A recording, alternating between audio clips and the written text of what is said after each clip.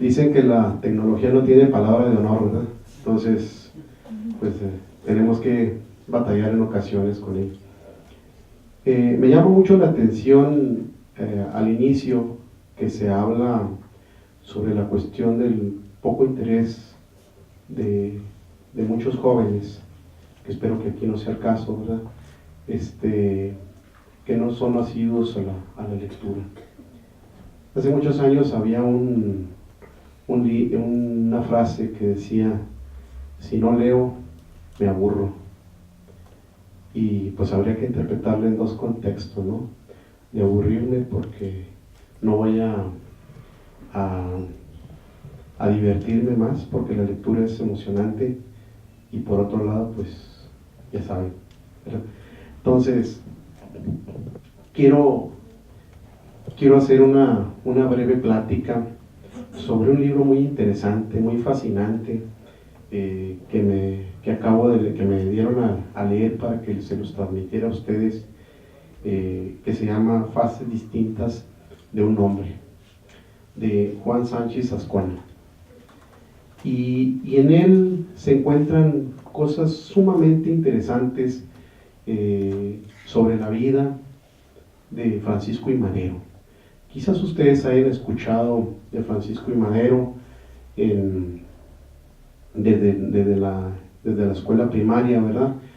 Pero lo más importante es conocer al hombre, ¿no? Al joven como ustedes que están aquí. Y Juan Sánchez Azcona nos lo platica de una manera muy amena, porque él lo conoce desde la juventud.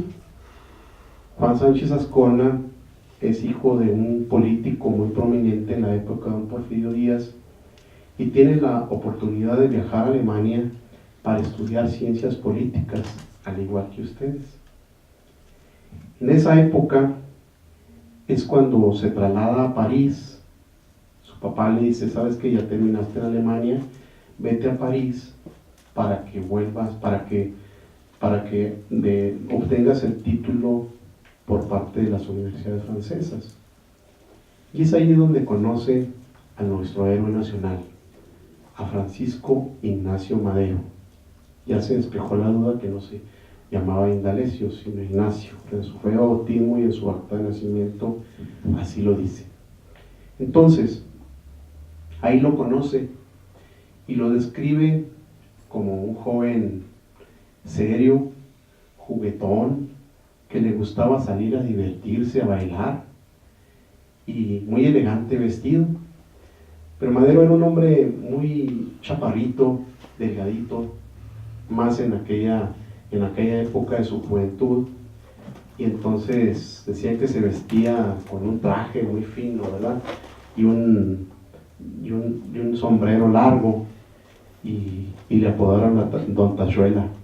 Así le decían sus compañeros en Francia a don Francisco I. Madero.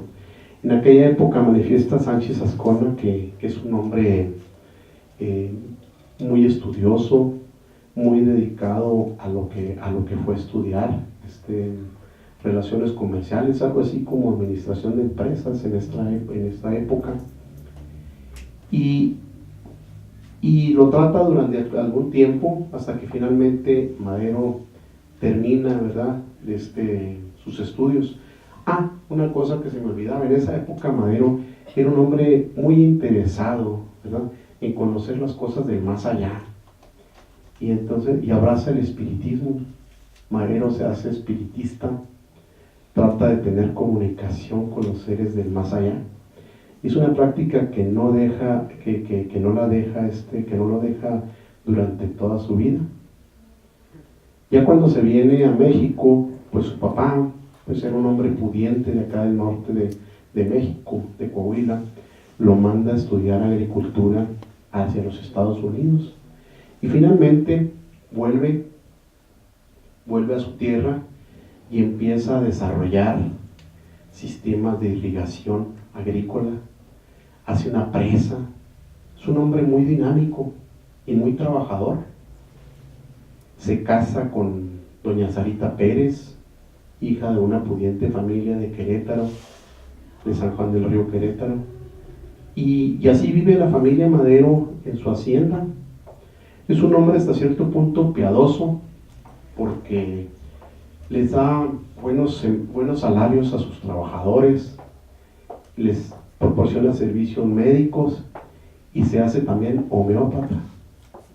Estudia un libro de homeopatía y hace sus chachitos, como los conocen ahora en estos días, y empieza a curar a algunos de los estudiantes. ¿Sí vamos bien con el tiempo? Bien.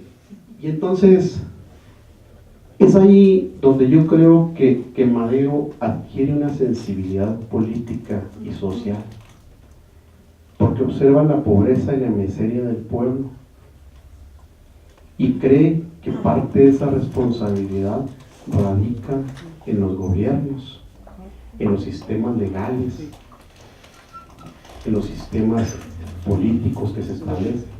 Observa que no hay libertades sociales, que los presidentes municipales son los mismos, que el gobernador es impuesto por don Porfirio desde el centro y sigue siendo el mismo durante ya algunos años. Inclusive el presidente de la República, don Porfirio Díaz, ya tiene más de 30 años en el poder, de tal manera que los cambios sociales, mucho más los económicos, pues son difíciles que se den en nuestro país en esa época.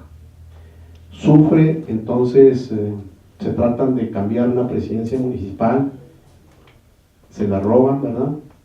Pasa lo mismo con la gubernatura, y entonces se decide a escribir un libro que se llama La sucesión presidencial, que más adelante les platicarán más ampliamente. Y entonces Madero se mete en la arena política para buscar un cambio democrático para nuestro país. Es ahí donde se vuelve a reencontrar con su antiguo amigo Sánchez Azcona.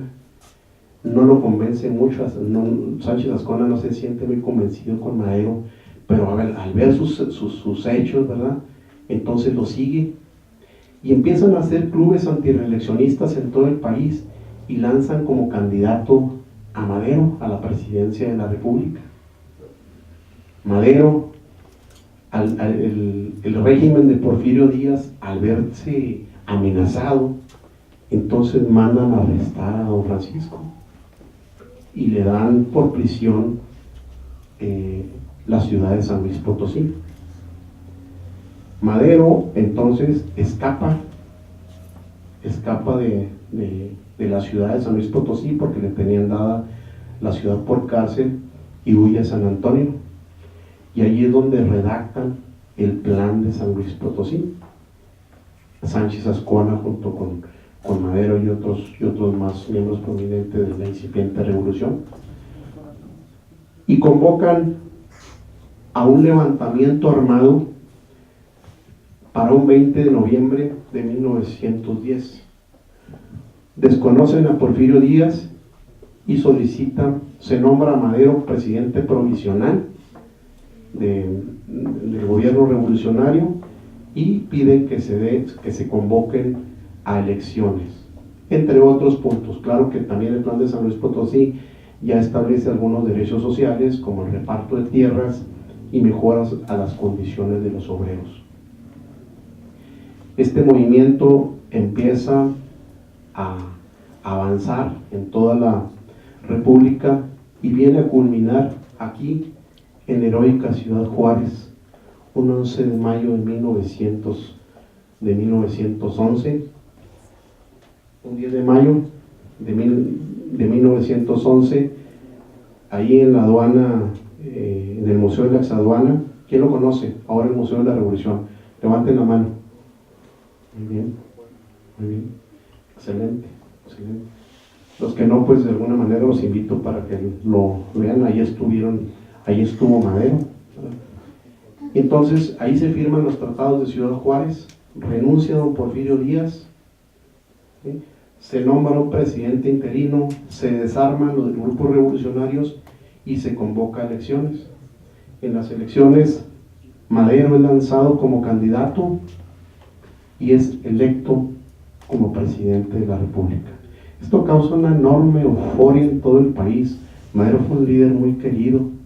En los lugares a donde iba llegando, a las ciudades, todo el mundo quería verlo, así como más o menos ocurrió con el Papa, pues en ese tipo de situaciones. No es diferente la comparación porque no es un contexto religioso y otro es político, pero así, en ese aspecto, las descripciones que hay y los videos que se ven son emocionantes del interés que tiene, la sed de justicia que tiene la gente por Francisco y Madero.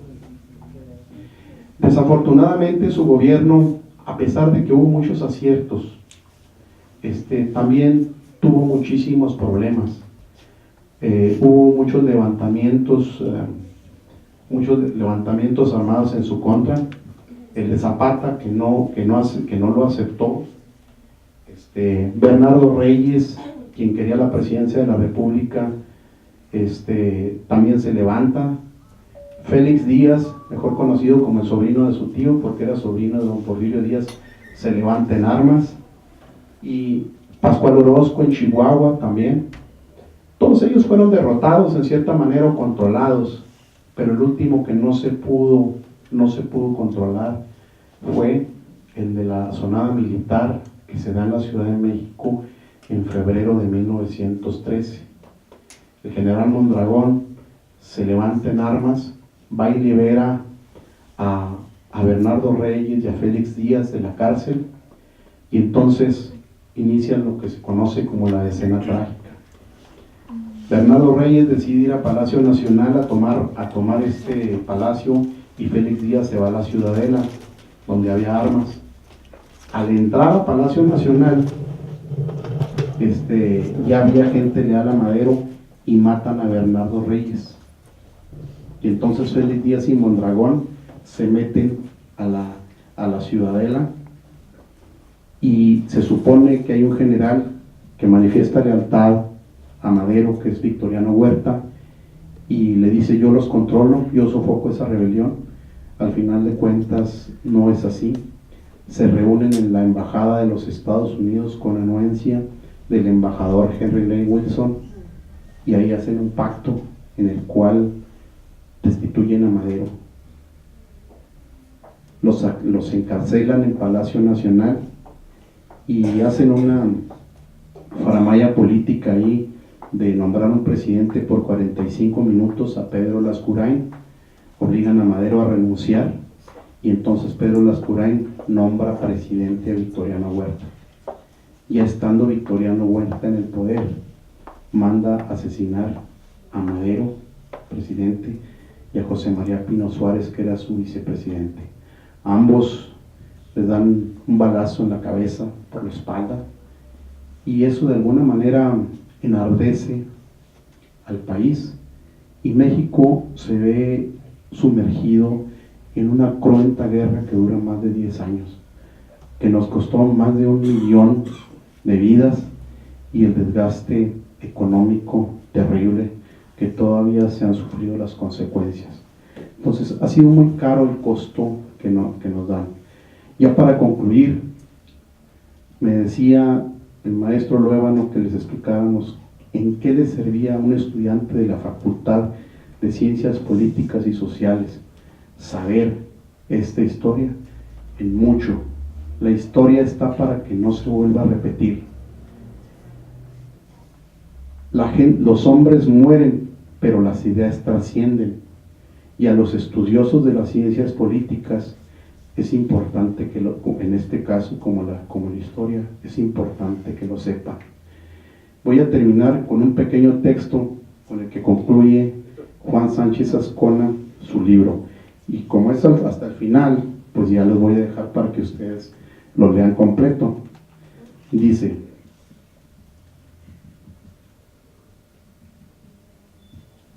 si es verdad, la República es inmortal, nuestra República Mexicana es inmortal, porque si no lo fuera, ya habría sucumbido al embate de tantas vicisitudes. La sangre de los mártires la fecunda y tonifica, la execración de los traidores la robustece para resistir nuestros embates en el porvenir. El luto se torna gloria, y donde un día, con las lágrimas del pueblo, se destilaron tristes acordes de marchas fúnebres, resuenan al otro día entre el júbilo del pueblo las fanfarrias del triunfo, dominadas por la áurea trompeta de la justicia popular. Los crímenes políticos nunca han sido moralmente infecundos, son siempre detestables y nefastos, abominables y vitados, pero nunca estériles, por la honda enseñanza filosófica que dejan tras de sí. En la práctica inmediata, si son estériles, porque es posible asesinar a los hombres, pero no es asesinar las ideas. El tronchamiento material de una vida acrece la inmortal espiritualidad, dispersa y oportunamente la condensa en hechos redentores, cuando no constituya un acto de justicia inmanente. Finalmente, en México, hasta hace pocos años, los crímenes políticos se han ejecutado de arriba para abajo, desde el poder brutal sobre el individuo inerme, Vicente Guerrero, Francisco I. Madero, el huertismo con sus innumerables víctimas y otras hecatombes más. Cuánta sangre salpica las páginas de nuestra historia contemporánea, pero no será estéril, no podrá ser estéril. Muchas gracias.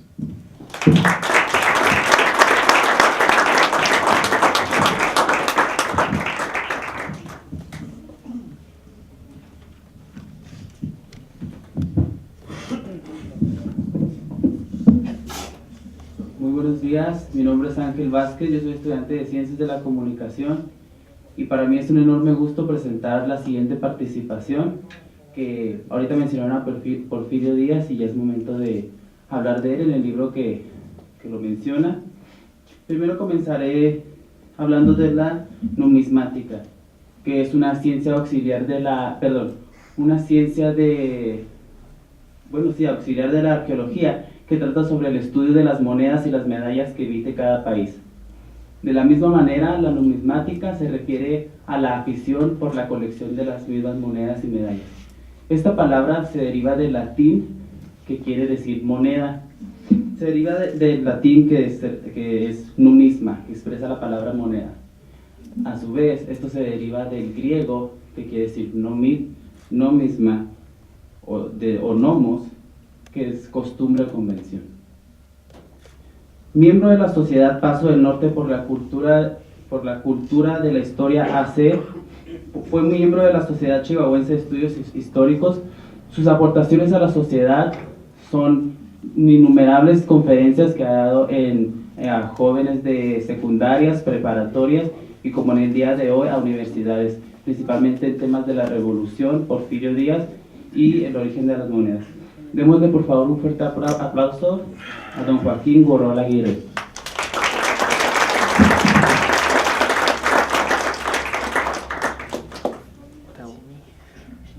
Gracias. Jóvenes, entre el más viejo de ustedes y yo, hay 55 años de distancia. Por eso, les suplico que perdonen los errores. A mi edad se emociona uno con facilidad y ya de veras ya no debería dar conferencias, y menos hablar de un personaje que para mí en lo personal es el más grande de los gobernantes que ha tenido México. Este es un tema polémico, difícil de tratar. Normalmente hasta cuando lo tratamos por el radio empiezan a llamarme por teléfono y a decirme todo lo que ustedes quieran. Cuando yo tenía su edad, no existía la carrera de ciencias políticas. Bueno, de hecho, no existía la universidad en Chihuahua. A lo más que podía uno aspirar era a terminar la preparatoria en el Instituto Científico Literario de Chihuahua, enfrente del Palacio de Gobierno, que está ahí ahora. Si quería hacer cualquier carrera, leyes, medicina, minería, cualquier cosa, tenía que irse de Chihuahua. Había que ir a México, a León, a diferentes partes, Guadalajara, donde sí había universidades.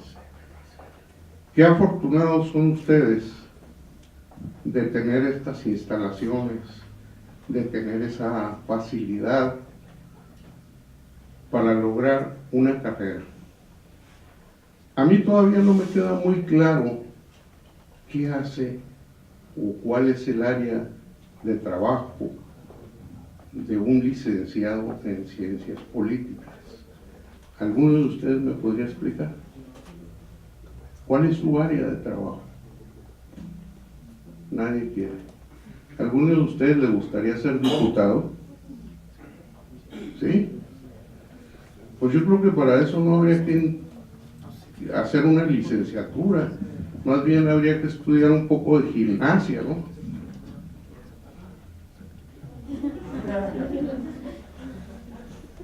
Pero en fin, miren, es triste ver a dónde hemos llegado después de 100 años, ¿sí? De una época en que don Porfirio reunía a la gente más preparada, pero también a la más mansita, o mencita, como ustedes quieran, para gobernar. Tendríamos que ubicarnos en el contexto histórico de un hombre que toma el poder por la fuerza. Nadie lo eligió. Él se impuso para poner orden en un país que tenía 60 años de guerras. ¿Cuántas invasiones extranjeras? Revueltas internas, y cada quien haciendo lo que le daba la gana. Le queda muy claro al general Porfirio Díaz cuál era la solución para meter en cintura al país y llevarlo por una ruta definida hacia el orden y el progreso. Y eso no fue fácil. Hubo que matar a mucha gente, ¿sí? Y ustedes dirán, era un criminal. ¿Era asesino? Sí lo era.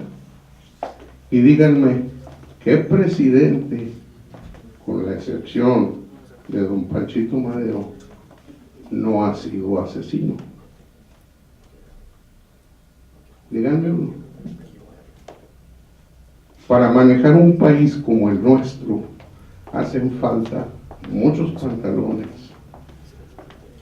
o desabrochárselos muy fácilmente ante nuestros vecinos para que sigan dictando la política interna de nuestro país. Don Porfirio es un ejemplo de dignidad. Durante todos los 30 años que estuvo batallando con los vecinos,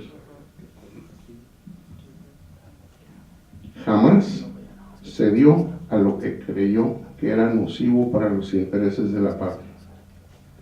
Necesitaba comunicar al país y construyó más de 15,000 kilómetros de vías férreas, o permitió que los gringos las construyeran, pero antes de irse las nacionalizó todas.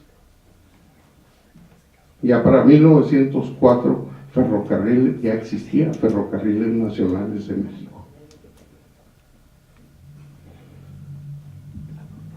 Hablar de la baja lectura que hay entre los ciudadanos de nuestro país es una verdadera tristeza, una verdadera lástima. Y se los digo, durante algunos años trabajé yo en la venta de libros. Fui vendedor de Enciclopedia Británica durante 13 años. Vendedor, gerente, director de un estado, director nacional de marketing.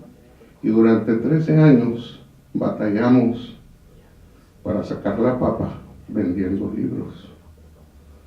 Porque nadie se levantó el día de hoy pensando, voy a comprar una enciclopedia. Nadie. Entonces había que buscarle el modo para vender enciclopedias. Era la misma lucha que hacemos ahora para que la gente lea y se prepare. Para mí la lectura no ha sido un placer, para mí ha sido un vicio. Yo empecé a leer antes de los 4 años y no he parado. Ya no veo, batallo mucho, ya no leo como antes porque tomé un curso de lectura rápida. Yo acostumbraba a subirme al avión en Chihuahua y al llegar a México habré terminado un libro en las 2 horas de vuelo. Mi meta era leer un mínimo de 2 libros por semana. Mínimo 100 libros por año. Mínimo. Y ahorita me tomó 2 horas leer este libro. Ya no veo. Me llenan los ojos, se hacen así las letras, en fin. Pero ustedes están jóvenes, nuevecitos. Usen sus ojitos. ¿Por qué leer las memorias? No son las memorias, es apenas una selección breve de don Porfirio Díaz. Porque no es escuchar la historia, es leer las palabras que él escribió. Él. Estas son mis memorias, escritas en primera persona. Yo hice, yo mandé matar, así. ¿Por qué no leer? Además, como les digo, ni siquiera son las memorias completas, apenas es una pequeña selección.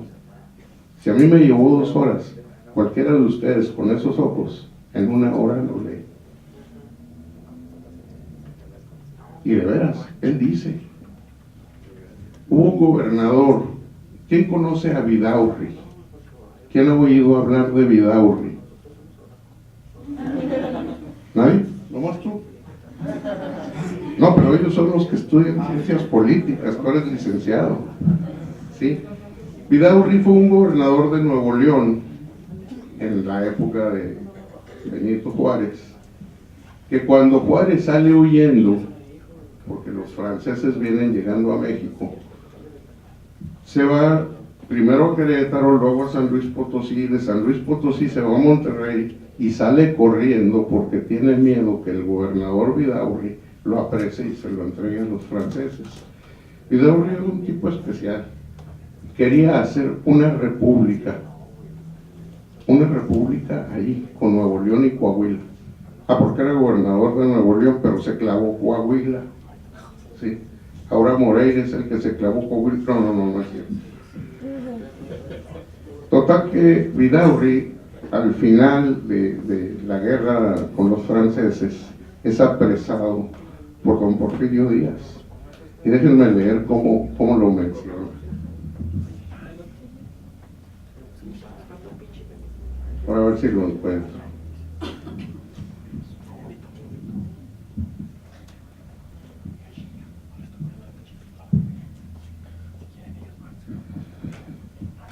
Entonces fue aprendido el general don Santiago Vidaurri. Acaba de tomar la Ciudad de México Porfirio Díaz para entregársela a Benito Juárez. Entonces fue aprendido el general don Santiago Vidaurri, quien hasta los últimos momentos había sido ministro de Hacienda y jefe del gabinete de Maximiliano, además de haber sido nombrado uno de los regentes en el caso de la muerte del archiduque, ahora el heredero de Maximiliano, y de haber desempeñado algunos otros puestos en la administración imperialista. A él lo mandé pasar por las armas inmediatamente. Yo, no le saca, lo hice, sin más diligencia judicial que la identificación de su persona. En cuanto sepan que es él, me lo truenan. tanto porque había incurrido en las penas establecidas por las leyes vigentes y por las circulares que acababa yo de expedir, cuanto por la parte principal que había tomado en la prolongación de la guerra, sosteniendo la causa imperialista. Fíjense cómo son los políticos normalmente. No, se le formó juicio hasta las últimas consecuencias. Don Porfirio no se anda con tonterías. Yo lo mandé matar. Que hizo muchas otras cosas, sí, las hizo.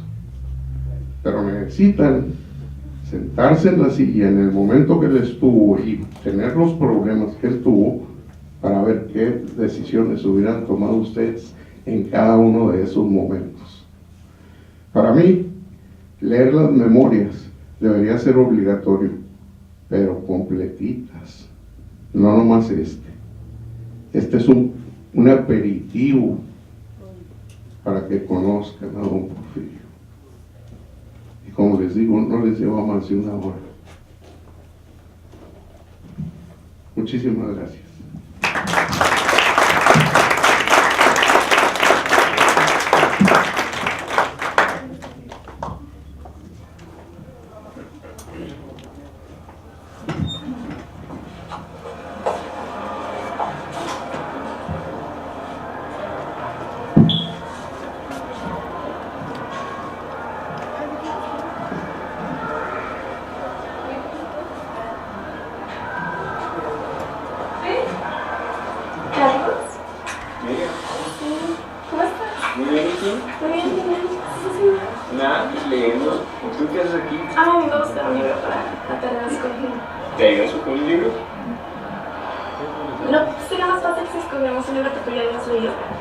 O sea, te recomiendo un libro, pero pues tú lo tienes que leer, ¿no? Para hacerte un ensayo. Pues sí, pero pues igual es más idea y va a ser más fácil que me envíes porque pues tú vas a saber de qué se trata el libro y pues ya va a ser más fácil. Entonces, ¿quieres que haga tu trabajo?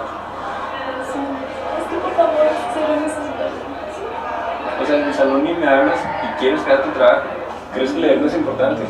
Pues... Eres universitaria, esto te ayuda en tu formación. ¿Sabes qué? Intégrate.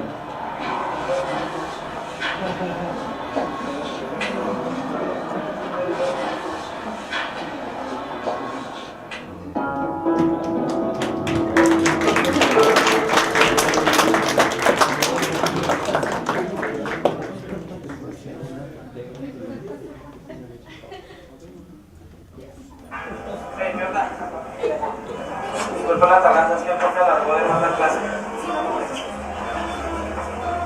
¿Si eras un poco larga? Me estaba quedando dormido en serio. ¿Qué tal tu profesor? ¿Quién sabe? Su rollo es de la revolución, no sé.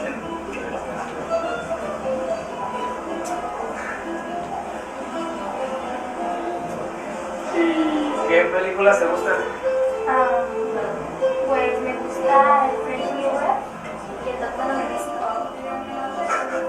¿Y eso con qué se come? Eso no se come, son movimientos de Ah, ok. ¿Y qué película me recomiendas? ¿Has escuchado hablar de la zona de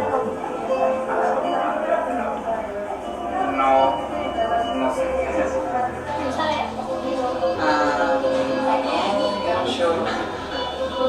Pues está basada en una novela de Martín de Guzmán y habla principalmente de la rivalidad que había entre Álvaro Obregón y Plutarco y las calles. ¿Plutarco y las calles? Esa es de la calle esa, ¿no? Sí, de las calles.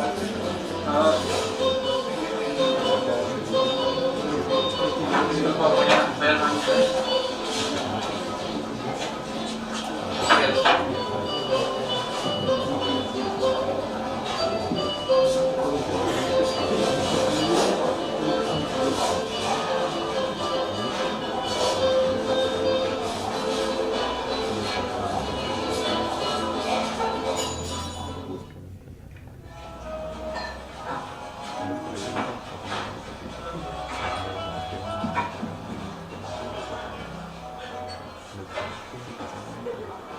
Amigo, un consejo, intégrate.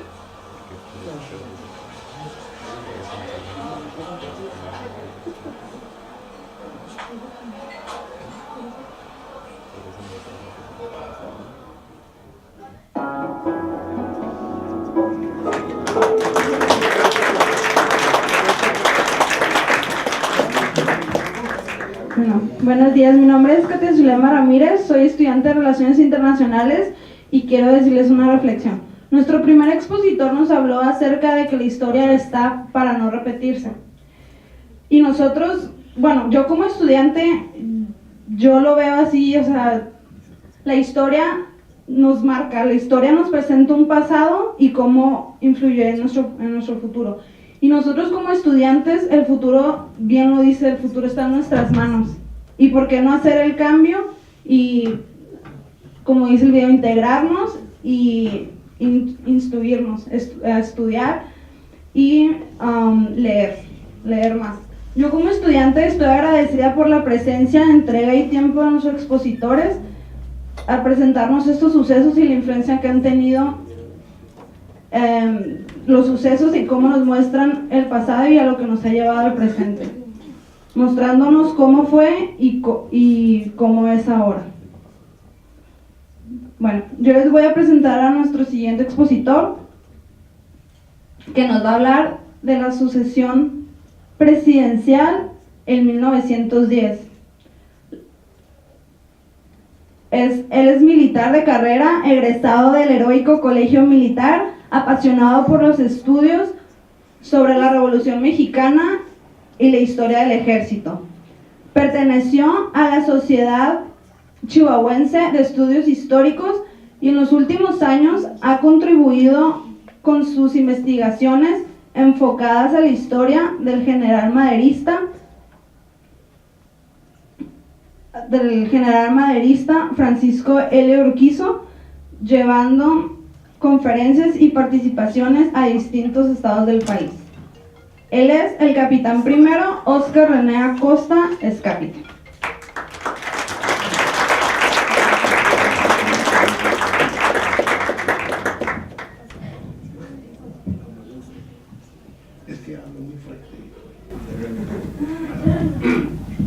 A todos muy buenos días.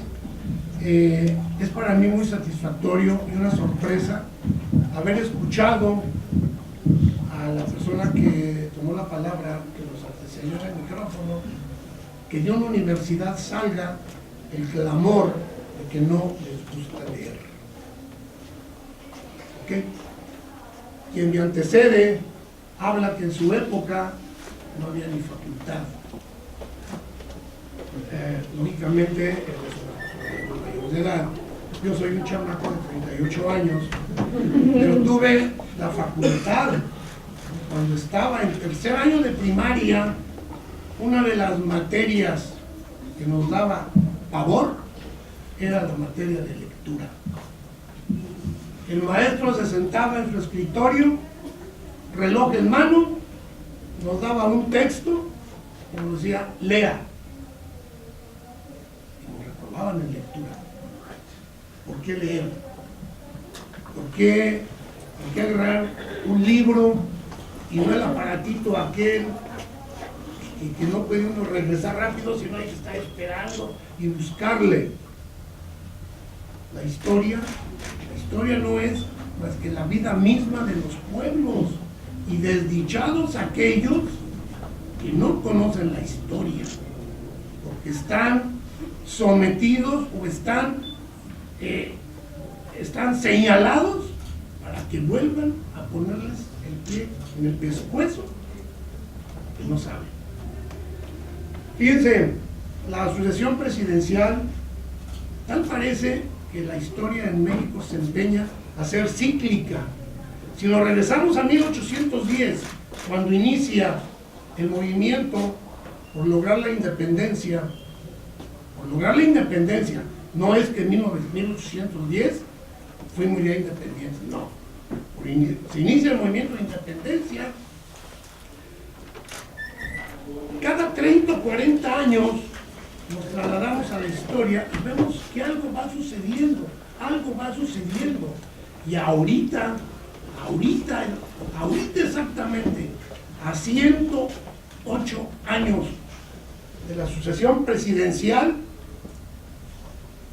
Vamos a tener una sucesión presidencial del monarca que se encuentra en el centro del país, del reyesuelo que tenemos en Chihuahua y del súbdito que tenemos en Ciudad Juárez.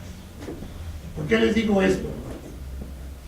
Porque parte de la sucesión presidencial pues fue eso, el hartazgo que había por las viejas estructuras en la cual los gobernantes que se habían hecho del poder se quieren perpetuar. Don Joaquín ya les ilustra, les habla del hecho, y el licenciado, platicando antes de entrar aquí, que por qué a los grandes personajes se les olvidamos lo bueno y los juzgamos por lo malo, que realmente lo malo que hacen afectan a las mayorías. Pero es muy importante también darle su estricto valor a esos grandes hombres. Porfirio Díaz cometió muchos errores, es cierto, pero es el verdadero héroe de la Reforma. Todo el mundo dice 5 de mayo, y en Estados Unidos, la nación más poderosa del mundo, hacen una gran fiesta en la Casa Blanca. Pero perdimos. Es mentira que ganamos. Las guerras se componen de batallas. No es gano una guerra, una batalla y ya gané la guerra. No. Las guerras se componen de muchas batallas. El 5 de mayo se ganó una batalla, pero fuimos dominados 4 años. La bandera francesa llegó a ondear en Durango. Tepehuanes, por eso ustedes van por la región montañosa de Durango y hay tanta mujer alta, de piel blanca, de ojos verdes y azules. Ahí andaban los franceses. ¿Cuál triunfo de Puebla?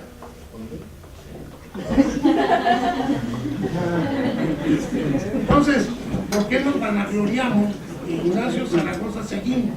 Triunfó el 5 de mayo, pero empujó nada más a los franceses allá a Orizaba y ahí los dejó.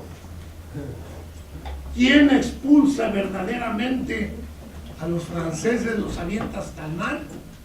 Porfirio Díaz Mori. Es el que hace triunfar a la Reforma realmente. Por eso Juárez regresa de Ciudad Juárez, Paso del Norte en aquella época, seguro a la capital, porque ya no había franceses. Desgraciadamente,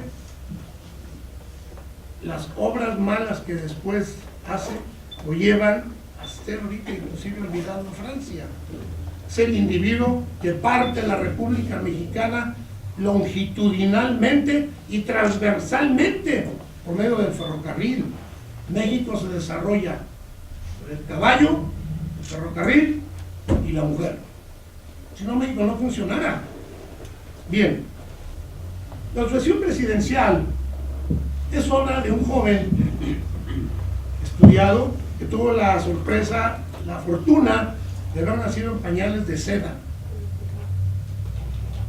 Hijo de una de las familias más pudientes, fíjense los términos, familias más pudientes de Coahuila, de Parras de la Fuente, Coahuila, toda la región del sureste del país, del noreste del país, perdón.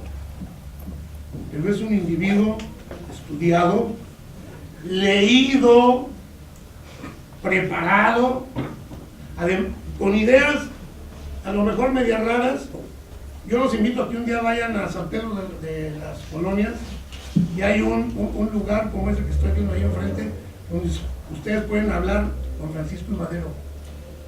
Es un truco fotográfico y ustedes pueden inclusive abrazar a Francisco y Madero, no recuerdo quién es la otra persona que está a su lado, y pueden interactuar con él.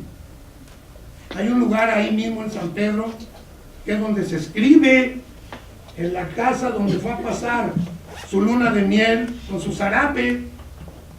¿Sí saben quién es el zarape de Madero? Sara Pérez. Decían el zarape de Madero.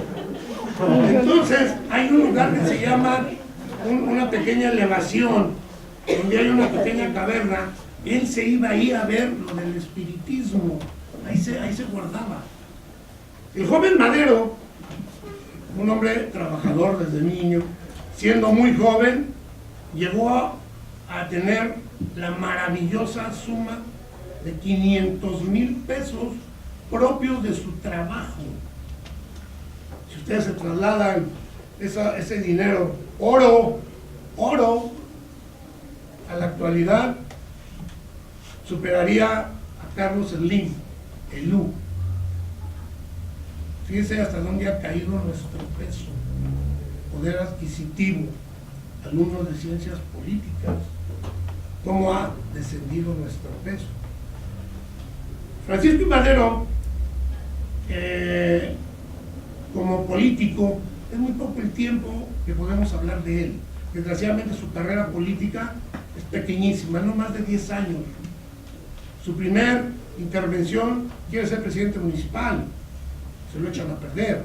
Después ayuda a los Flores Magón.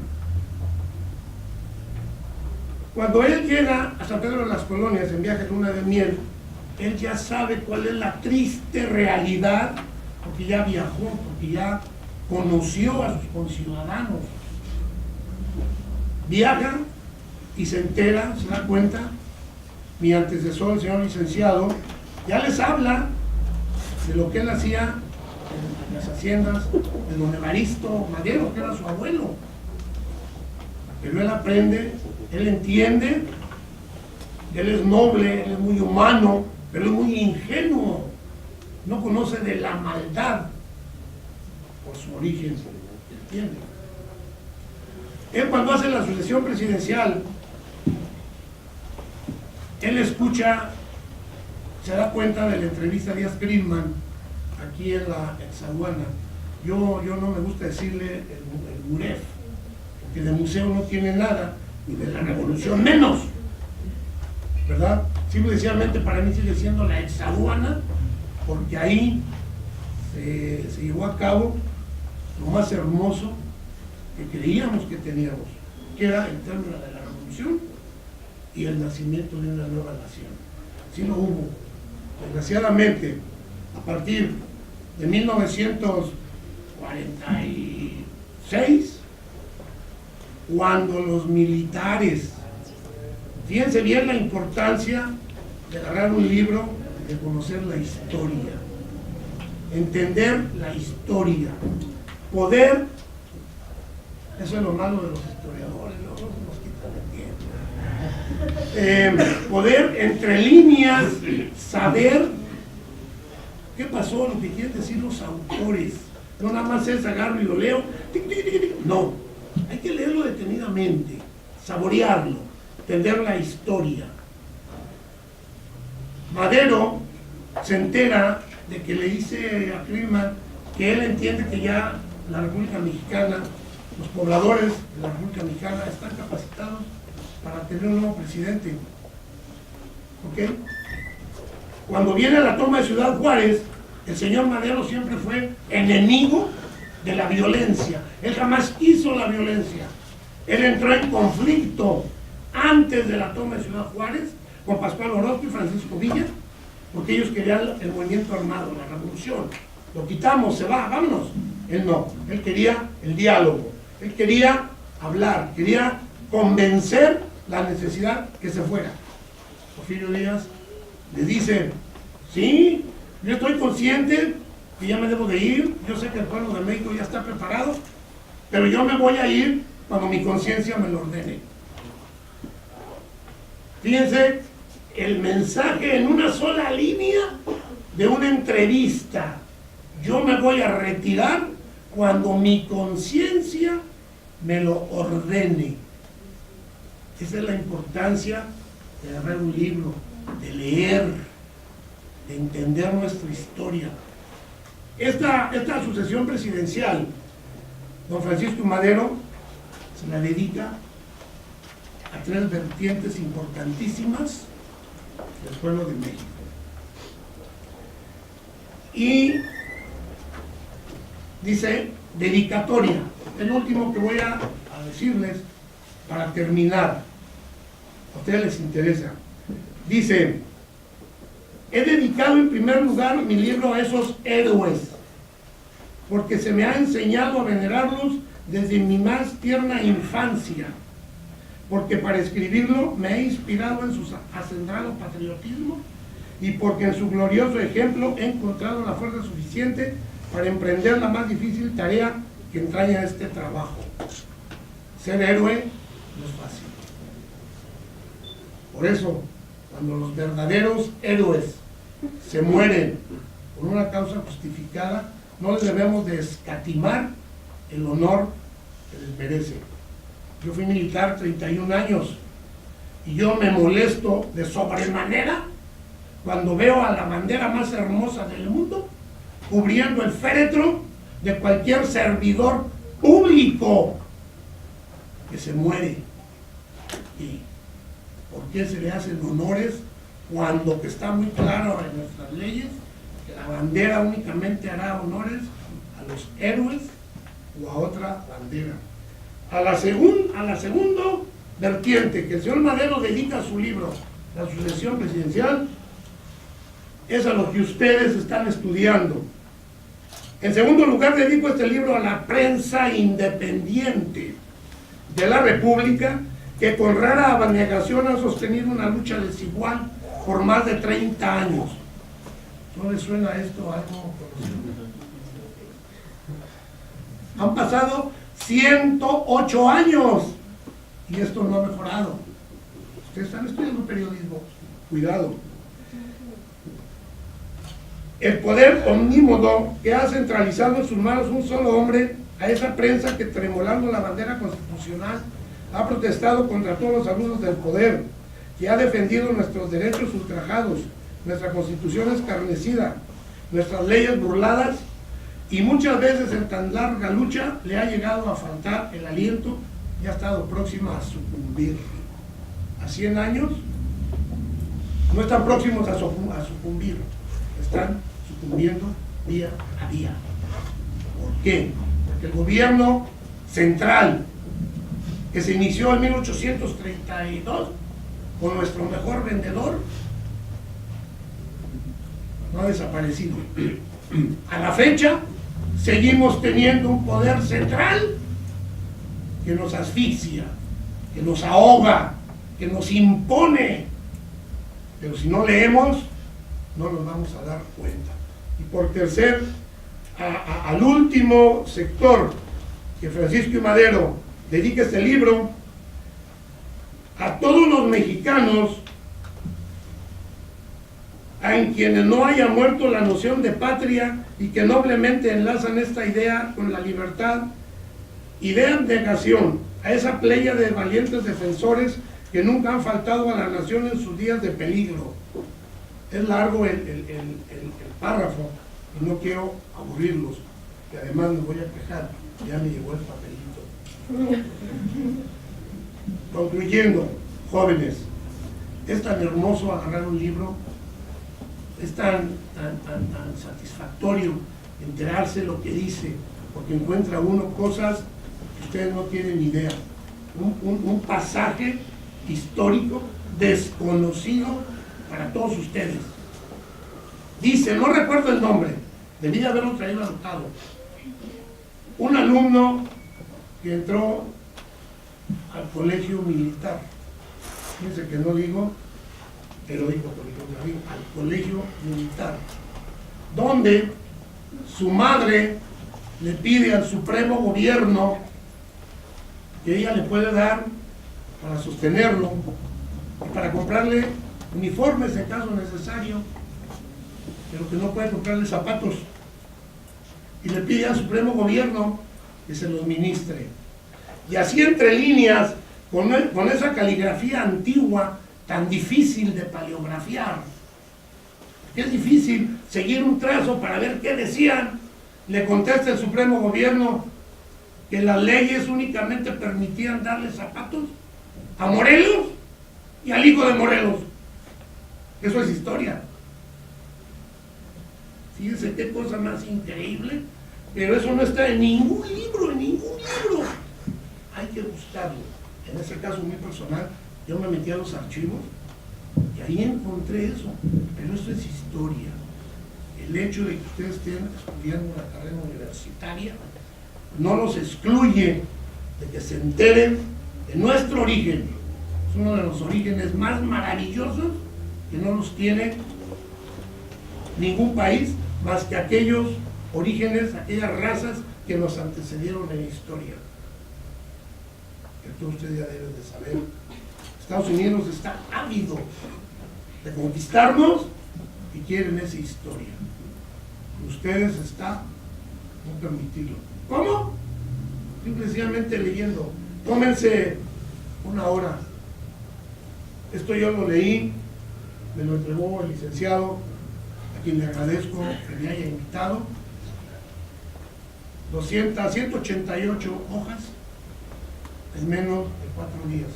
Porque aparte estoy leyendo otro, creo que en marzo voy a hablar precisamente de Francisco Urquizo, y estoy leyendo así 6 libros de la historia del ejército constitucionalista. No es difícil. Los invito a que sigan el ejemplo de los que sí leen. Interésense por su historia. Eso nos va a llevar a obtener algo de lo que no tenemos ahorita, una libertad absoluta. Y si ustedes leen además la sucesión presidencial de 1910, se van a enterar cómo estaba el país en esa época, y con los estudios que están haciendo van a llegar a la conclusión de que estamos retrasados 108 años. ¿Estamos igual o peor? 1909, el 80% de la población era analfabeta. Ahí se entiende por qué estaba la situación como estaba. 2016, el 93% de la población sabe leer y escribir. Estamos peor que en 1910. Muchas gracias.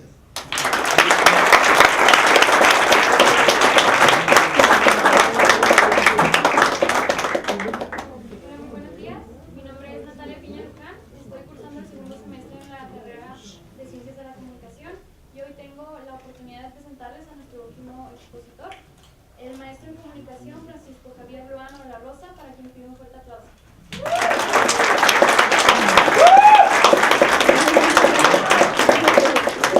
Nos va a presentar el libro llamado Ser Ciudadano de Martín Luis Guzmán. El maestro es licenciado en Historia de México por la UACJ. Él ha realizado proyectos y acciones encaminadas a la concientización y preparación académica del estudiante universitario, impartiendo la clase de Historia de Europa, Estado y Constitución, Sociedad y Cultura, entre otras, contribuyendo a las prácticas profesionales de jóvenes universitarios desde hace algunos años. Actualmente se desempeña como coordinador de investigaciones en la Facultad de Ciencias Políticas y Sociales. Adelante, maestro. Gracias. Jóvenes, ¿y el micrófono? Así. Le voy a hablar. Sí, ahí va. Bueno. No, miren.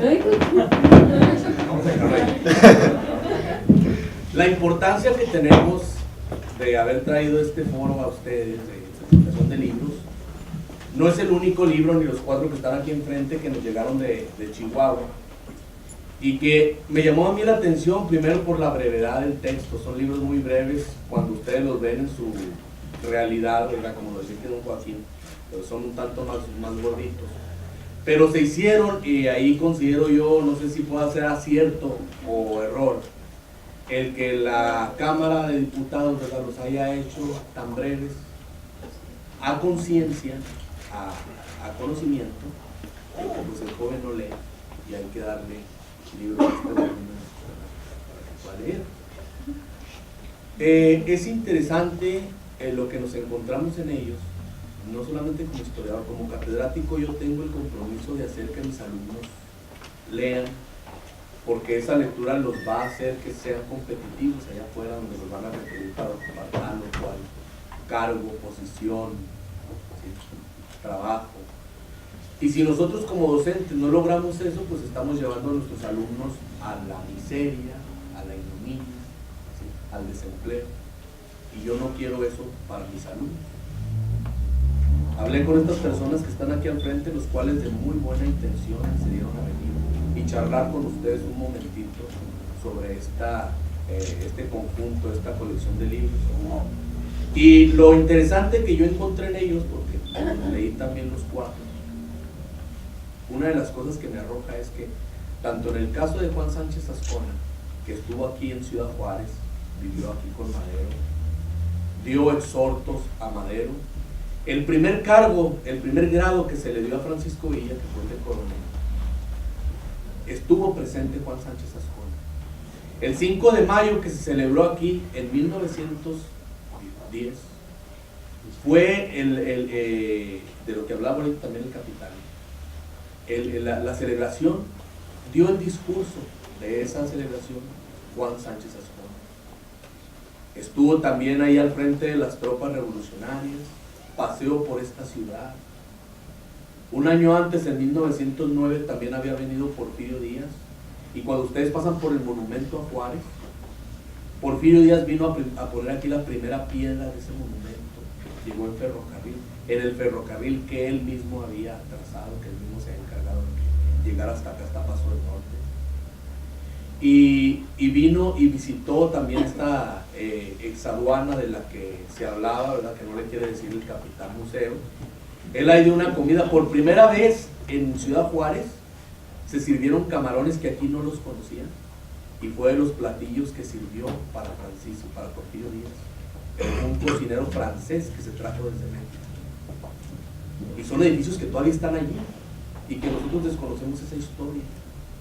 En el caso de Francisco I. Madero, ¿verdad? Pues estuvo también aquí viviendo mucho tiempo, pues un tiempo relativamente corto, pero dejó una mella muy fuerte, porque de aquí salió ese segundo presidente, ¿verdad? Que vino a suplir al que ya tenía más de 30 años en el poder. En el caso de Martín Luis Guzmán, hijo de un militar, que cuando andamos ahí en la ciudad de Chihuahua, ahí por la catedral, nos damos cuenta de que su casa está, ¿verdad?, muy cerca de ahí de la plaza de Chihuahua. Es una casa enorme, ¿verdad?, que ahora es ahí una tienda es un negocio, que tiene muchos negocios, una casa enorme, y ahí nació, ¿verdad?, o por lo menos ahí vivió Martín Luis Guzmán, periodista, politólogo, ¿verdad?, una persona pues interesantísima en su vida, porque hace unas críticas muy buenas al gobierno en su momento, en su tiempo. Y lo interesante de él es que cuando andan buscando quién se haga cargo de la revolución, él viene y nos narra en su libro, cuando llega a la ciudad, a Ciudad Juárez, proveniente de Estados Unidos, y dice él que cruzan el río Bravo, y el río Bravo se componía de un conjunto de lodazales, en los cuales salimos todos sucios del traje, y llegamos a una calle, que es la calle principal, que se llama 5 de Mayo, que es actualmente la avenida Juárez. Dice, nos dimos cuenta de la enorme cantidad de prostitutas y de cinturitas que había ahí, ¿verdad? Casinos, gente trasnochando, y nos fuimos entre los callejones, pasamos por la Mariscal, no es eso. Dice, llegamos ahí, y a tientas encontramos un lugar donde sabíamos que nos esperaba una persona. Cuando llegamos nosotros, le hablamos de la importancia de que esta revolución tuviera un guía, y lo veíamos así sobre penumbras, nada más acostado en un colchón, ¿verdad? Y nos hacía preguntas y nosotros se las contestábamos. Y era una persona que dudaba del político, dice. Nos veía y no confiaba. Dice, de hecho, detrás bajo la frazada que tenía esta cobija, pareciese que se asomaba un revólver. Y entonces nos dimos cuenta que no estábamos enfrente de una fiera, de un hombre, sino de una fiera. De una fiera que por un momento se permitió, dice, que la tocáramos encrespadamente a la parte del lomo, ¿verdad? Dice, y se dejó acariciar. Pero es una fiera, dice, que en cualquier momento podía darnos un zarpazo. Cuando nos dimos cuenta que era un hombre de gran talento, que tenía coraje, dijimos, ya tiene un hombre la revolución. Dice, y ese hombre era Francisco. Pero lo dice de una forma tan bonita, ¿verdad?, tan agradable, que a ti te invita a que leas y leas. Pues cuando llegan estos volúmenes aquí a la facultad, muy pocas personas los acogieron, muy pocas personas los quisieron tener en su vida. Yo en lo personal, ¿verdad?, me tocó repartir algunos, y cité a muchos de mis alumnos y que hay un libro para usted, venga por él, y jamás fueron por ese libro. Entonces, cuando ya los leí, me di cuenta que pues, esto me llenó de amargura, ¿verdad? Porque son libros que, aun y cuando ustedes no van a estudiar historias, son libros que nos hablan de la política, y son libros que les van a servir a ustedes. Y son libros interesantes porque son los deseos, ¿verdad? Aquí están plasmadas las ideas de personas que murieron buscando un futuro mejor para el país que va a ser para sus hijos, que va a ser para sus nietos. Y ellos ya hablaban de esa necesidad, ¿verdad?, de que el pueblo se prepare. Entonces, cuando me di cuenta yo de esto, no dudé, ¿verdad?, como alumno de Estado y Constitución, la maestra me auxilió, Carla Alvarado, los alumnos del Universitario Intégrate, le dijeron, tenemos que hacer algo con estos libros. Y nos dijo el director, oye, nunca hubo una presentación, preséntenlos. Y háblenles a los alumnos y pongan un cartel ahí, ¿verdad?, que diga que se les va a hacer esta invitación. Y aunque no estén presentes los autores, pues quise traer a personas expertas en la materia para que fueran ellos a presentar estos libros. Una de las cosas aquí, ¿verdad?, lo que se busca con esto, es de que sintiéndose llamados a la lectura de estos libros, pues los consulten en la biblioteca y se conviertan y hagan ustedes esa revolución, ¿verdad?, esa transformación del universitario que sí se preocupa por su formación, del universitario que sí se preocupa por leer, por saber de los problemas que aquejan la sociedad. Y yo creo que es algo que está funcionando. No se les dijo que iba a haber un apoyo para su carnet, no se les dijo que se iba a tomar bien, pero me da gusto a mí que sean alumnos que se interesan y que están aquí presentes. No quise tampoco hacer lo que se acostumbra en estos casos, que es, vámonos a Secretaría Académica, que nos bajen un grupo del maestro X y que esté presente ahí. No lo quisimos hacer esa manera. Quisimos hacerlo, ¿verdad? Muchachos, si les interesa, vengan, ahí voy a estar. No voy a tener clase, voy a estar acá en el grupo, sí, aquí en el audiovisual, y los invito. Me fijé yo quiénes vinieron, ¿no?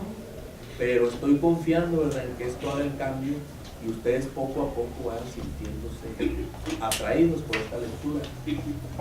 El año pasado estuvimos aquí también, presentamos unos temas sobre historia y un alumno se levantó y dijo, yo tengo una pregunta, ¿para qué nos sirve la historia? Entonces, pues, los que estaban aquí se cimbraron, ay, no, sí es cierto, ay, caray, sí es cierto, ¿para qué nos sirve? ¿Para qué nos sirve? Y ya hubo hay unos que decían que para una cosa, otros para otra, y yo creo que lo más acertado, ¿verdad?, es que la historia nos sirve para preparar, para poder contestar a las interrogantes que en cierto momento nos van a decir nuestros alumnos, nuestros maestros, nuestros hijos, nuestros padres. Para eso sirve la historia y la lectura, obviamente.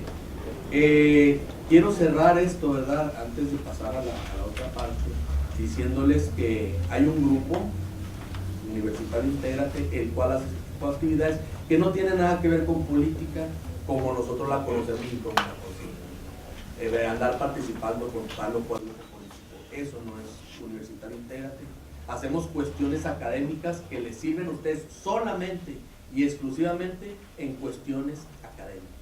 No nos metemos aquí. Y algunos maestros nos reunimos, nos dimos cuenta que eso funciona y que podemos traer cosas aquí buenas para ustedes.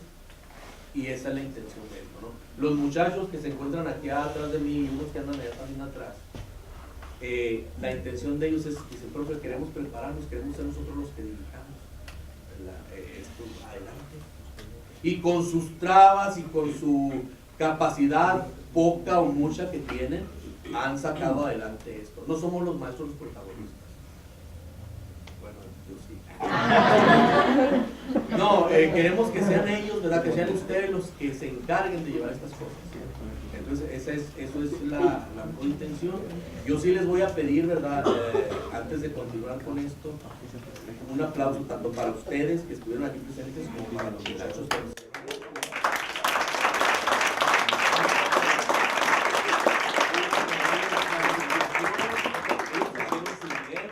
Bonitos videos, ¿verdad?, son sus problemómenos, inician en esto y creo que van bien. Si no, no hay que frenarlo. Y quien se quiera sumar, pues adelante, ¿no? Entonces la invitación es hasta ahí. Qué bueno que están presentes y pues un gusto que hayan estado. Muchas gracias.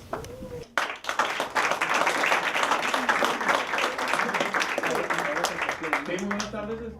A partir de este momento se abre el foro de discusión. Si tienen alguna pregunta o algún comentario sobre los temas aquí expuestos, levanten la mano y yo les paso el micrófono para que se escuche para todos. ¿Alguien dijo yo? No se les va a calificar. No. ¿Alguien quiera participar? ¿Qué les parecieron las conferencias?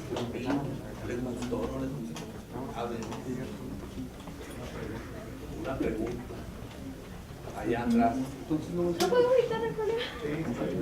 ¿Estos libros van a estar situados en la biblioteca o...? Están ahí, hay 10 volúmenes de cada libro.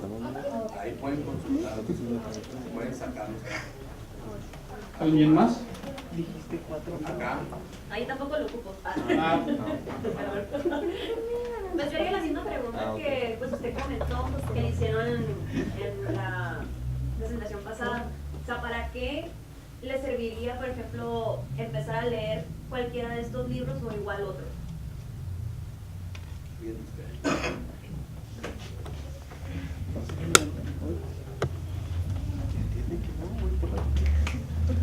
Dice, voy a empezar con una recomendación. Menos face y más book, muchachos. Eso los va a ayudar. La lectura nutre el espíritu y nutre el conocimiento. Una persona que está leyendo constantemente tiene muchos temas de qué hablar y difícilmente lo van a poder engañar. La gente que estudia ciencias políticas son precisamente quienes van a sentar la ideología del Estado mexicano. Difícilmente alguien que no lea, que no se instruya, pues va a sentar una ideología, o esta va a estar sentada sobre bases nada firmes. Por tanto, hay que conocer